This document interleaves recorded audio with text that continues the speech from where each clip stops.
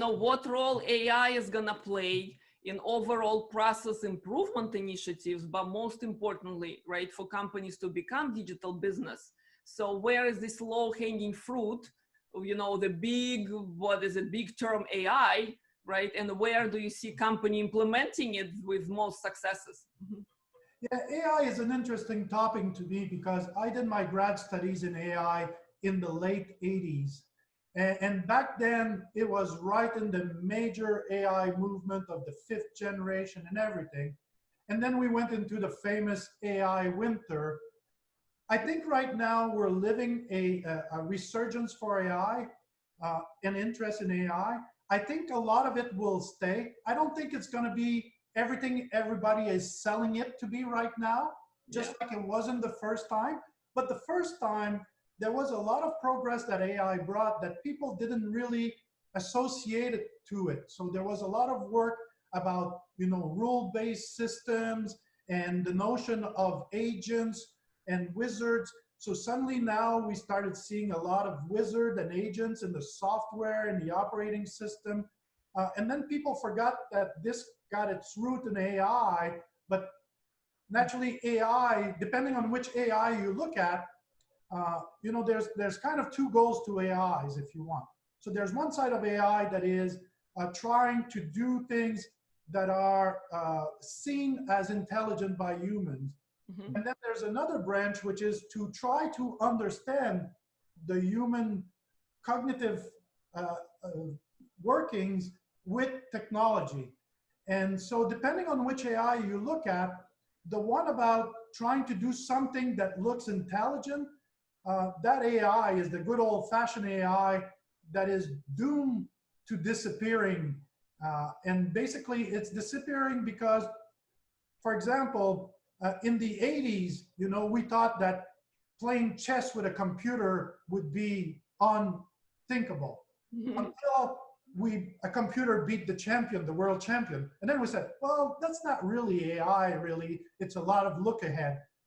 And then people said, well, now, Go is probably the most complex game and nobody could ever get to the level of that. And suddenly we have a software that does it. And then they say, well, that's not really AI because of this. And then a couple of years ago, what started a lot of the movement now was everything about image recognition and detail recognition and image. And people said, well, you know, if you're able to see the little bird in the corner of that picture, then, you know, it must be very intelligent. And now we're doing this, and then people saying, well, that's not really AI, it's just image processing.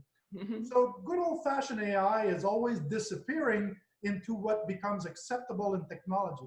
So I think a lot of what's happening right now will suffer from the same kind of problem, if it is a problem, in that a lot of what we're seeing now that people are finding very innovative, which is related mostly to machine learning and pattern matching, real soon will become just, well, that's part of what we do. Mm-hmm. And now it's no more. I remember in the 80s when I was doing AI, natural language processing was one hell of a challenge. We couldn't figure out then how a machine could exchange verbally with someone. Now we have automatic translation. I talk into my iPhone and it's translating it in Japanese to the person in front of me. But we don't say, oh yeah, that's all AI. So AI is always taking a new face, and we're using and we're finding ways to integrate it into how we do things and integrate it into the business. So I think that's a very important thing, and it's going to play a big role. So within the context of my world, which is the business process world and business automation, the interest is in quite a few fold, but one of the main interests is how do we orchestrate AI within the workings? So how do I get an email from somebody to do some work? I can send it to an AI system that will tell me if this email was maybe a little bit strong and powerful in its demand, or whether it was smart and easy, and then it will help me guide my answer, and then I may even check my answer through that system to make sure that my email answer is not offensive or not perceived as negative. So I think these tools will get integrated in the flow of work as we go forward. And it's going to become a very useful thing to have. The caveat is that AI is not going to be everything that everybody thinks it is right now. So there's a lot of wasted effort and money.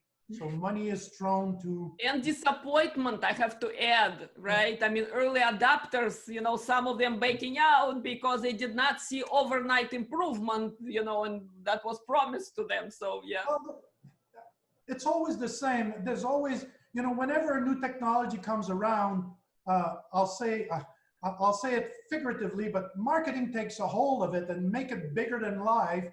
And then when people go and run to it, they say, well, it's not really what the TV showed me, you know. The widget on the TV looked like that big sturdy thing, and when I get it, it's this little plastic thing. Well, the same is true with technology and AI, is that people are saying, hey, look at the amazing things that are possible. And so people rush to it, but then they realize, oh, it's going to take a lot of work. It's going to take a lot of knowledge. Suddenly AI is still in the realm of data specialist and data engineer. And suddenly you go, oh, okay, now I need a group of data engineer.